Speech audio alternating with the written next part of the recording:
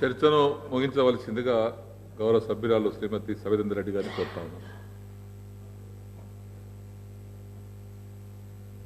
Thank you అధ్యక్ష. తెలంగాణ రాష్ట్రం ఏర్పడిన తర్వాత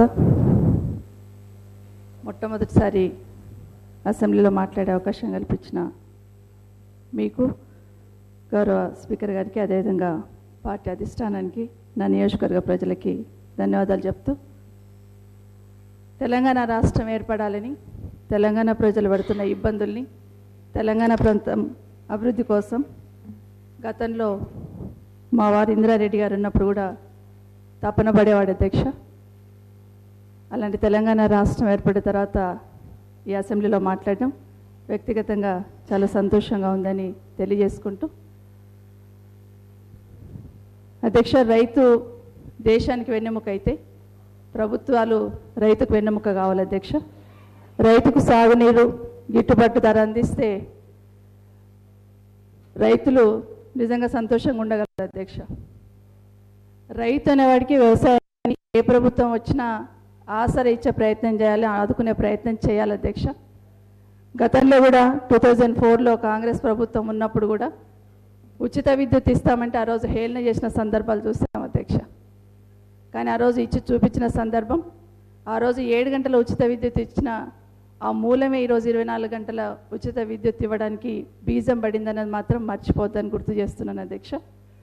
దాంతోపాటు రైతుకి అప్పుల బారి నుండి బయటపడేయాలంటే రైతు చేసిన అప్పులను రుణమాఫీ చేయాలనేది ఆ రోజు యూపీఏ ప్రభుత్వం తీసుకున్న నిర్ణయంలో భాగంగా ఆ రోజు రుణమాఫీ చేయడం. అదే ఈరోజు ఏ ప్రభుత్వాలు వచ్చినా కూడా రైతుకున్న ఈ భారాన్ని తగ్గించాలనే ప్రయత్నం చేస్తుండనేది ఒకసారి గమనించాలని కోరుతూ, రైతులకి ఎంత సాయం అందించినా తక్కువే అధ్యక్ష. రైతుతో పాటు రైతు కూలీలను కూడా ఆలోచించాలి అధ్యక్ష. అదేవిధంగా రైతు కూలీలను ఆదుకోవడానికి ఆ రోజున్న యూపీఏ ప్రభుత్వం ఉపాధి హామీ పథకం ఏదైతే ప్రవేశపెట్టారో అధ్యక్ష, ఇప్పటికీ కూడా కొన్ని లక్షల కుటుంబాలకు అది ఆసరగా ఉందని మాత్రం గుర్తు చేస్తున్నాను అధ్యక్ష. ఈరోజు రైతు బంధు పథకం కింద ఎకరాకి 5,000 నుండి 10,000 వరకు ఇస్తామని ప్రభుత్వం నిన్న బడ్జెట్లో ప్రస్తావించారు అధ్యక్ష. దీంట్లో ఒక చిన్న క్లారిటీ ఇవ్వాలని ప్రభుత్వాన్ని మీ ద్వారా కోరుతున్నాను అధ్యక్ష. కేంద్ర ప్రభుత్వం ప్రకటించిన కిసాన్ సమ్మాన్ యోజన కింద వచ్చే నిధులు దీనికి అదనంగా ఇస్తారా, లేకపోతే రాష్ట్ర ప్రభుత్వం కేంద్ర ప్రభుత్వం కలిపి 10,000 అనేది ఒక క్లారిటీ ఇవ్వాలని కోరుతా ఉన్నాను అధ్యక్ష. ఈ రైతు బంధుకు సంబంధించి అధ్యక్ష, కొంతమంది రైతులకి రైతు బంధు వేస్తున్నట్టు మెసేజ్లు వచ్చాయి కానీ వాళ్ళకి బ్యాంకులలో డబ్బులు జమ కాలేదు అధ్యక్ష. ఉదాహరణకు రంగారెడ్డి జిల్లాలో 99,000 మంది ఇప్పటికే బ్యాంకుల చుట్టూ తిరుగుతున్నారు అధ్యక్ష. మెసేజ్లు మాత్రం వచ్చాయి అధ్యక్ష, వాళ్ళకి మీ బ్యాంకులలో డబ్బులు పడ్డాయి, వెళ్ళి తీసుకోండి అని. కానీ ఇప్పటి వరకు ఆ డబ్బులు జమ కాలేదని ప్రభుత్వం దృష్టికి తీసుకొస్తున్నాను అధ్యక్ష. ఇప్పటికీ కూడా వాళ్ళ బ్యాంకుల చుట్టూ దాదాపు 99,000 మంది ఒక రంగారెడ్డిలో తిరుగుతున్నారు అధ్యక్ష. దయచేసి గమనించాలని కోరుతా ఉన్నాను అధ్యక్ష. అధ్యక్ష, రైతు బీమా, రైతు బంధు కంటే రైతు గిట్టుబాటు ధర అందించాలని కోరుతా ఉన్నాను అధ్యక్ష. గిట్టుబాటు ధర వస్తే ఖచ్చితంగా రైతు అనేవాడు రాజులాగా బ్రతుకుతాడని గుర్తు చేస్తూ, గిట్టుబాటు ధర కల్పించడం ఒకటైతే కల్పించడానికి కొంత ఫండ్ ఏర్పాటు చేసుకోవడం, ధరల స్థిరీకరణ నిధి ఏర్పాటు చేసుకోవడం చాలా అవసరం అనేది ఒకసారి విజ్ఞప్తి చేస్తున్నాను అధ్యక్ష. గిట్టుబాటు ధర వచ్చే వరకు గోదాములు బాగా కట్టుకున్నామని మన తెలంగాణ రాష్ట్ర ప్రభుత్వం చెప్తా ఉన్నారు అధ్యక్ష. గిట్టుబాటు ధర వచ్చే వరకు గోదాములను వాడుకోవచ్చునని రైతులకు అవగాహన కల్పించాల్సిన అవసరం కూడా ఉంది అధ్యక్ష. ఇక భూ ప్రక్షాళన అయితే అధ్యక్ష, నిజంగా భూ ప్రక్షాళన అంటే అన్ని సమస్యలు తీరిపోయి ఇంకా రైతులకే ఇబ్బంది ఉండదు, మళ్ళీ రెవెన్యూ ఆఫీసుల చుట్టూ తిరగాల్సిన అవసరం ఉండదని అనుకున్నాను. కానీ అధ్యక్ష, ఇప్పటికీ చాలామంది రెవెన్యూ ఆఫీసుల చుట్టూ తిరుగుతూనే ఉన్నారు అధ్యక్ష. మళ్ళీ ఆ సమస్యలు అట్లాగే కంటిన్యూ అవుతున్నాయి అనేది దయచేసి ఇది విమర్శ కాదు, దయచేసి పరిశీలించమని మాత్రం ప్రభుత్వాన్ని కోరుతా ఉన్నాను అధ్యక్ష. ఇక రైతు రుణమాఫీ గతంలో లాగా కాకుండా ఒకేసారి చేస్తే బాగుంటుందని ప్రభుత్వానికి విజ్ఞప్తి చేస్తున్నాను అధ్యక్ష. గతంలో ఏదైతే 4 నుండి 5 సార్లు చేశారు అధ్యక్ష, 4.5 సంవత్సరాలలో 5 సార్లు రుణమాఫీ చేయడం వల్ల రైతు కన్నా ఎక్కువగా బ్యాంకులకే మేలు జరిగింది తప్పిస్తే రైతు ఇబ్బంది పడుతుండనేది ఒకసారి గమనించాలని కోరుతా ఉన్నాను అధ్యక్ష. దానివల్ల 2014 నుండి ఇప్పటి వరకు ఏ రైతు కూడా బ్యాంకు నుండి రుణమాఫీ తీసుకునే అవకాశం రాలేదని ఒకసారి గమనించాలని కోరుతా ఉన్నాను అధ్యక్ష. ఎందుకంటే ఆ రోజు నుండి 2014 నుండి దాదాపు 34 లక్షల మంది రైతుల పాస్బుక్లు బ్యాంకులలోనే ఉన్నాయనేది దయచేసి గమనించాలని ప్రభుత్వానికి తెలియజేస్తున్నాను అధ్యక్ష. ఇంకోటి రైతుకు కావాల్సింది సాగునీరు అధ్యక్ష. సాగునీరు అందిస్తే రైతులు భూములలో బంగారం పండిస్తారు అధ్యక్ష. దాన్ని మనం కాదనలేని నగ్న సత్యం. ఈరోజు నీటిపారుదల విషయానికి వచ్చేసరికి అధ్యక్ష, తెలంగాణ రాష్ట్రంలో ఎక్కడ చూసినా ఒకే ఒకటి వినిపిస్తూ ఉంటుంది అధ్యక్ష, కాళేశ్వరం. తప్పకుండా అభినందిస్తాం అధ్యక్ష. కానీ కాళేశ్వరం కన్నా ముందు కట్టిన ప్రాజెక్టులను కూడా ఒకసారి గుర్తు చేసుకోవాలి అధ్యక్ష. నాగార్జున సాగర్ కావచ్చు, శ్రీశైలం కావచ్చు, శ్రీపాద ఎల్లంపల్లి కావచ్చు, ఎస్ఆర్ఎస్పి కావచ్చు, ఇవన్నీ కూడా అధ్యక్ష, ఇవన్నీ ప్రాజెక్టుల ద్వారా ఇప్పటికీ కూడా రాష్ట్రంలో నీటిపారుదల రంగంతో రైతులకు నీరు అందిస్తున్నామంటే ఖచ్చితంగా గుర్తు చేయాల్సిన అవసరం అధ్యక్ష. ఏ కాళేశ్వరం గురించి అయితే ఈరోజు మాట్లాడుతున్నామో ఇప్పటివరకు మనం ఒక ఎకరా కూడా దాని నుండి అందించలేదని ఒకసారి గమనించాలని కోరుతా ఉన్నాను అధ్యక్ష. ఇంకొకటి కూడా గుర్తుపెట్టుకోవాలి అధ్యక్ష, సమైక్య రాష్ట్రంలో జారీ చేసిన అధికారిక ఉత్తర్వుల్లోని తెలంగాణ రాష్ట్రానికి కృష్ణా గోదావరి జలాల్లో 1350 టీఎంసీల నీటి వాటా ఉందని పేర్కొన్నారని నిన్న బడ్జెట్లో మెన్షన్ చేశారు అధ్యక్ష. ఆ 1350 నీటి వాటా మనకు ఉందని చెప్పాం కాబట్టి ఈరోజు వాటిని గట్టిగా హక్కుగా వాడుకోవడానికి అవకాశం ఏర్పడుతుందని మాత్రం అంగీకరించాల్సిన విషయం అని మీకు మనవి చేస్తున్నాను అధ్యక్ష. తెలంగాణ ఒక్క నిమిషం అధ్యక్ష. తెలంగాణ ప్రభుత్వం కాళేశ్వరం ప్రాజెక్టుపై పెట్టినంత శ్రద్ధ పాలమూరు రంగారెడ్డి మీద పెట్టలేదామని ఒకటి నాకు కొంత బాధగా ఉంది అధ్యక్ష. దయచేసి దాని గురించి ఆలోచించాలని ముఖ్యమంత్రి గారిని కోరుతా ఉన్నాం అధ్యక్ష. నిజంగానే 2 ప్రాజెక్టులు పెద్దవి మనం తీసుకుంటున్నా, జాతీయ హోదా గురించి అంత గట్టిగా ఫైట్ చేయలేదన్న ఆలోచన ఖచ్చితంగా వస్తుందని మాత్రం ఒకసారి మనవి చేస్తూ, ముఖ్యంగా రంగారెడ్డి జిల్లా గురించి ప్రత్యేకంగా ఆలోచించాలని గౌరవ ముఖ్యమంత్రి గారికి విన్నవిస్తున్నాను అధ్యక్ష. ఎందుకంటే కాళేశ్వరం నుండి రంగారెడ్డి జిల్లాను తీసేసినప్పుడు పాలమూరు రంగారెడ్డిలో ఇంక్లూడ్ చేస్తామని చెప్పారు. అది ఇప్పటివరకు మొదలు పెట్టలేదు అధ్యక్ష.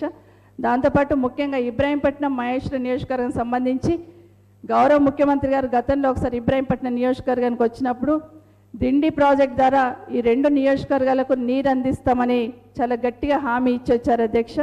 మరొకసారి మీరు ఇచ్చిన హామీని గౌరవ ముఖ్యమంత్రి గారికి గుర్తు చేస్తూ ఆ దిండి ద్వారా ఇబ్రాహీంపట్నం మహేశ్వరం కల్వకుర్తికి సాగునీరు అందించడానికి ఈ బడ్జెట్లో ప్రస్తావన లేదు కాబట్టి ఒకసారి గౌరవ ముఖ్యమంత్రి గారికి దీన్ని గుర్తు చేస్తున్నాను అధ్యక్ష మీ ద్వారా.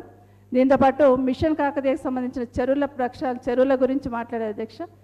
చెరువుల పునరుద్ధరణ ఎంత ముఖ్యమో ఆ చెరువులను నింపే కార్యక్రమం కూడా తప్పకుండా ఆలోచించాలి అధ్యక్ష. ఎందుకంటే గతంలో ఇబ్రాహీంపట్నంలో గౌరవ ముఖ్యమంత్రి గారు ఒకసారి మాట్లాడుతూ ఇబ్రాహీంపట్నం చాలా పెద్ద చెరువు, దాన్ని నింపడం ఖచ్చితంగా నింపుతామని హామీ ఇచ్చారు అధ్యక్ష. అలాంటి ఎన్నో చెరువులు ఈరోజు అలా ఖాళీగా ఉన్నాయి కాబట్టి వాటిని నింపితే సిటీ చుట్టుపక్కల వ్యవసాయానికి వాడుకోకపోయినా భూగర్భ జలాలు ఎదగడానికి అవకాశం ఉంటుందని పరిశీలించాలని ప్రభుత్వాన్ని కోరుతా ఉన్నాను అధ్యక్ష. ఈ 4 సంవత్సరాల నుండి కడుతున్నవే ఈరోజు కూడా మెన్షన్ చేయడం జరిగిందని ఒకసారి గుర్తు చేస్తూ, కానీ ఈ డబుల్ బెడ్రూమ్ ఇళ్ళకు అర్హత ఏంటనేది ఒక క్లారిటీ ఇవ్వకపోవడం వల్ల అధ్యక్ష ఎంతోమంది అప్లికేషన్లు పెట్టుకొని ఎదురు చూస్తూ ఉన్నారు అధ్యక్ష. ఉదాహరణకి గతంలో జిహెచ్ఎం సెలక్షన్స్ జరిగిన తర్వాత రంగారెడ్డి జిల్లాలో ఉన్న 50 డివిజన్లకు సంబంధించిన వాళ్ళందరూ కూడా కలెక్టరేట్ దగ్గర అప్లికేషన్ పెట్టుకుంటే అధ్యక్ష 3,50,000 మంది డబుల్ బెడ్రూమ్ ఇళ్ళ కోసం అప్లికేషన్లు ఓన్లీ 50 డివిజన్ల వాళ్ళు పెట్టుకున్నారు అధ్యక్ష. మళ్ళీ ఇప్పుడు ఎలక్షన్స్ అయిపోయిన తర్వాత మీ సేవా కేంద్రాలలో కూడా మళ్ళీ అలాంటి అప్లికేషన్లే పెట్టుకుంటా ఉన్నారు అధ్యక్ష. కాబట్టి ఇప్పటికైనా క్లారిటీ, అర్హత గురించి ఒక క్లారిటీ ఇస్తే బాగుంటుంది. నిజంగా అర్హత ఉన్న వాళ్ళు దళార్ల బాడిన పడకుండా ఉంటారని మాత్రం గుర్తు చేస్తూ ఉన్నాను అధ్యక్ష. సొంత స్థలం ఉంటే ఇల్లు కట్టుకునే వారికి ఆర్థిక సాయం ఇస్తామంటున్నారు అధ్యక్ష. అది ఎప్పటి నుండి ఇస్తారనేది ఒకటి క్లారిటీ ఇవ్వాలి. గ్రామాలలో స్థలాలు లేని వాళ్ళకు కూడా స్థలాలు ఇస్తే బాగుంటుంది అనేది ప్రభుత్వానికి ఒక మనవి అధ్యక్ష. ఎందుకంటే చిన్న చిన్న ఇండ్లు ఉంటాయి, కుటుంబాలు పెరిగి ఉంటాయి కాబట్టి అది ఇస్తే బాగుంటుంది. దీంతోపాటు గతంలో గౌరవ ముఖ్యమంత్రి గారు ఒక హామీ ఇచ్చారు అధ్యక్ష, అసెంబ్లీ సాక్షిగాని. హైదరాబాద్ చుట్టుపక్కల జైనునార్యం రాజీవ్ గురకల్పై ఇండ్లు కట్టినాం అధ్యక్ష. దాదాపుగా 80,000 ఇళ్లలో 50,000 అలాట్ చేసాం, 30,000 ఇంకా చాలా ఖాళీలు ఉన్నాయి అధ్యక్ష. వాటిని అర్హత గల వాళ్ళకి ఇవ్వాలైతే ఒకటి. ఈ జైనునార్యం రాజీవ్ గురకల్పకు సంబంధించిన బ్యాంకు బకాయిలన్నీ కూడా మాఫీ చేస్తామని ఇదే అసెంబ్లీ ఫ్లోర్ సాక్షిగా గౌరవ ముఖ్యమంత్రి గారు హామీ ఇచ్చారు అధ్యక్ష. ఆ రోజు చాలా సంతోషపడ్డారు అధ్యక్ష ఈ ఇళ్లలో ఉన్న వాళ్ళందరూ. కానీ ఇప్పుడు బ్యాంకు వాళ్ళందరూ చాలా జబర్దస్త్గా లోన్ కట్టాలని చాలా వాళ్ళని వేధిస్తున్నారు అధ్యక్ష. ఇప్పుడు కొంతమంది కట్టారు, ఇంకా కొంతమంది కడుతూ ఉన్నారు అధ్యక్ష. సార్ మళ్ళీ చెప్తారా దయచేసి? ఇప్పుడు మీరు చెప్పింది ఇళ్ళ రుణమాఫీ విషయంలో మీరు చెప్తున్నారు కదా, ఒకసారి మళ్ళీ రిపీట్ చేయండి. హైదరాబాద్ చుట్టుపక్కల జైన్యునార్యం, రాజీవ్ గురకల్ప హౌసెస్ కట్టాం అధ్యక్ష. 80,000 ఇండ్లు కడితే 50,000 గతంలో అలాట్ చేస్తాం అధ్యక్ష. ఇంకొక 30,000 ఇండ్లు ఉంటే కొంతమందికి అలాట్ చేస్తారు, ఇంకా కొన్ని ఖాళీలు ఉన్నాయి అధ్యక్ష. అట్లాగే వాటిని కూడా తీసుకొస్తే చాలా మందికి ఇవ్వడానికి అవకాశం ఏర్పడుతుంది. ఒకటైతే అధ్యక్ష, ఇదే ఫ్లోర్ నుండి మీరు ఒక హామీ ఇచ్చారు, గౌరవ ముఖ్యమంత్రి గారు ఒక హామీ ఇచ్చారు అధ్యక్ష. అంటే ఈ జైన్యునార్యం హౌసెస్లలో రాజీవ్ గురకల్పలో ఉన్న వాళ్ళకి బ్యాంకులకు కట్టాల్సిన బాకీ ఏదైతే ఉందో మాఫీ చేస్తున్నామనే హామీని ఇక్కడి నుండి మీరు ఇచ్చారు అధ్యక్ష. దయచేసి పరిశీలించమని కోరుతా ఉన్నాను. తర్వాత అప్పుడు ఒక 1 year బ్యాంక్ వాళ్ళు ఊరుకున్నారు అధ్యక్ష. 1 year తర్వాత మొదలు పెట్టారు బ్యాంక్ వాళ్ళు వాళ్ళ దగ్గర బకాయిలు కట్టమని. ఇప్పటికీ చాలామంది మీరు ఇచ్చిన హామీ మరొకసారి మీరు ముఖ్యమంత్రి గారు కాబట్టి తప్పకుండా నిలబెట్టుకుంటారని ఎదురు చూస్తూ ఉన్నారని ముఖ్యమంత్రి గారి దృష్టికి తీసుకొస్తున్నాను అధ్యక్ష. దీంతోపాటు మహిళలకు సంబంధించి అధ్యక్ష, రాష్ట్రంలో మహిళా సంఘాల పనితీరు ఎట్లుందనేది ప్రత్యేకంగా చెప్పాల్సిన అవసరం లేదు అధ్యక్ష. కానీ మహిళా సంఘాలకు ఇవ్వాల్సిన వడ్డీ ఏదైతే ఉందో దాన్ని రిలీజ్ చేయాలని ప్రభుత్వాన్ని కోరుతా ఉన్నాను అధ్యక్ష. దాంతోపాటు ముఖ్యంగా రంగారెడ్డి జిల్లాలో మహిళా సంఘాలు ఒక 13 మహిళా బ్యాంకులు రన్ చేస్తున్నాయి. 15 సంవత్సరాల నుండి చాలా పర్ఫెక్ట్గా పద్ధతిగా రన్ చేస్తూ ఉన్నారు అధ్యక్ష. కానీ ఈ మధ్య అధికారులు మీరు క్లోజ్ చేసుకోండి, ఆ బ్యాంక్స్ మీరు రన్ చేయాల్సిన అవసరం లేదని చెప్తున్నారు. కాబట్టి నిజంగా చాలా బాగా రన్ చేస్తూ ఉన్నారు. కమర్షియల్ బ్యాంక్స్ ఏ విధంగా లోన్లు ఇస్తారో వీళ్ళు ఆ విధంగా లోన్స్ ఇస్తూ బాగా రన్ చేస్తూ ఉన్నారు. కాబట్టి వాళ్ళని ఎంకరేజ్ చేస్తే బాగుంటుందని గౌరవ ముఖ్యమంత్రి గారికి తెలియజేస్తున్నాను అధ్యక్ష. ఇంకొక 2-3 విషయాలు అధ్యక్ష. అయిపోయింది అధ్యక్ష. ముఖ్యంగా అధ్యక్ష, హాస్పిటల్స్ గురించి ఒక విషయం నేను ప్రస్తావించాను. హైదరాబాద్లో బస్తీ దవాఖానాలు ఏర్పాటు చేస్తున్నామని ఏదైతే చెప్పినారు అధ్యక్ష, హైదరాబాద్లోనే కాకుండా మున్సిపాలిటీస్లలో కూడా ఇలాంటి బస్తీ దవాఖానాలు ఏర్పాటు చేస్తే కొంచెం ఉపయోగకరంగా ఉంటుంది అనేది, పేదవాళ్ళకు ఉపయోగకరంగా ఉంటుందని ముఖ్యమంత్రి గారికి విజ్ఞప్తి చేస్తూ ఉన్నాను. తర్వాత మున్సిపాలిటీస్కి సంబంధించి అధ్యక్ష, కొత్తగా 68 మున్సిపాలిటీస్ ఏర్పాటు చేస్తున్నాం కానీ అధ్యక్ష, పాత మున్సిపాలిటీస్ కాకుండా ఈ కొత్త మున్సిపాలిటీస్కి అధికారులను సరిగ్గా నియమించలేదు అధ్యక్ష. పాత గ్రామ పంచాయతీలో ఉన్న సిబ్బందిని ఇప్పటికీ కంటిన్యూ చేస్తూ ఉన్నారు. వాళ్ళకు ఒక డైరెక్షన్ లేకుండా చాలా ఇబ్బందులు ఎదుర్కొంటూ ఉన్నారు. కాబట్టి ఫుల్ ఫ్లెజ్డ్గా సిబ్బంది నియమించేటట్టు ప్రయత్నం చేయాలని ప్రభుత్వాన్ని కోరుతా ఉన్నాను అధ్యక్ష. ఇంతకుముందు మాట్లాడుతున్నప్పుడే చాలామంది ఒక సోదరులు గౌరవ శాసనసభలు కూడా చెప్పారు, గ్రామ పంచాయతీలు కానీ మున్సిపాలిటీలు కానీ అద్దంలాగా ఉండాలనుకుంటున్నాం, మెరవాలనుకుంటున్నాం. అది అందరం కూడా సహకరిస్తాం అధ్యక్ష. నిజంగా అలా మెరవాలనుకుంటే గ్రామ పంచాయతీలకు కానీ మున్సిపాలిటీస్ కానీ స్పెషల్ ఫండ్ ఇస్తే కానీ జరగని పరిస్థితి అధ్యక్ష. ఉదాహరణ, నా నియోజకవర్గంలో ఒక మున్సిపాలిటీ ఉంది అధ్యక్ష, జల్పల్లి అని. 95% ముస్లిం సోదరులే ఉంటారు అధ్యక్ష. చాలా దారుణమైన పరిస్థితులు ఉంటాయి. నిజంగానే గౌరవ ముఖ్యమంత్రి గారిని రిక్వెస్ట్ చేస్తూ ఉన్నాను, ఇలాంటి మున్సిపాలిటీస్కి అదనంగా నిధులు ఇస్తే అన్ని మున్సిపాలిటీస్ కూడా డెవలప్ కావడానికి అవకాశం ఉంటుందని కోరుకుంటూ, ఇదే కాకుండా హాస్పిటల్స్ విషయంలో అధ్యక్ష, నియోజకవర్గానికి ఒక హాస్పిటల్ అన్నారు, దాని గురించి ప్రత్యేకంగా ఆలోచించాలని కోరుతా ఉన్నాను. విద్యారంగం, స్కూల్ ఎడ్యుకేషన్ ఎంత ముఖ్యమో హైయర్ ఎడ్యుకేషన్ అంతే ముఖ్యం అధ్యక్ష. ఫీజు రీంబర్స్మెంట్ బకాయిలు విడుదల చేయాలని గౌరవ ముఖ్యమంత్రి గారిని ప్రభుత్వాన్ని విజ్ఞప్తి చేస్తా ఉన్నాను. ఎందుకంటే ఎస్సీ, ఎస్టీ, బీసీ, మైనార్టీ పిల్లలు ఎక్కువ మంది ఉంటారు అధ్యక్ష. కాబట్టి దాని మీద ప్రత్యేకమైన దృష్టి పెట్టాలని కోరుతా ఉన్నాను. మిషన్ భగీరథలో పాడైపోయిన రోడ్లన్నీ కూడా మరొకసారి వాటి మీద దృష్టి పెట్టాలని కోరుకుంటూ, చివరిగా నాకు ఈ అవకాశం ఇచ్చినందుకు ధన్యవాదాలు చెప్తూ, మహిళలకి ఏ అవకాశం ఇచ్చినా బాగా చిత్తశుద్ధితో చేయగలుగుతారు అధ్యక్ష. తెలంగాణ రాష్ట్రం ఏర్పడ్డ మొదటి ప్రభుత్వంలో మహిళలకి క్యాబినెట్లో ప్రాతినిధ్యం లేదు అధ్యక్ష. కనీసం ఈ 2వ ప్రభుత్వంలోనైనా మహిళలకు ప్రాతినిధ్యం ఇవ్వాలని తెలంగాణ మహిళా సమాజం తరఫున కోరుతూ సెలవు తీసుకుంటున్నాను అధ్యక్ష.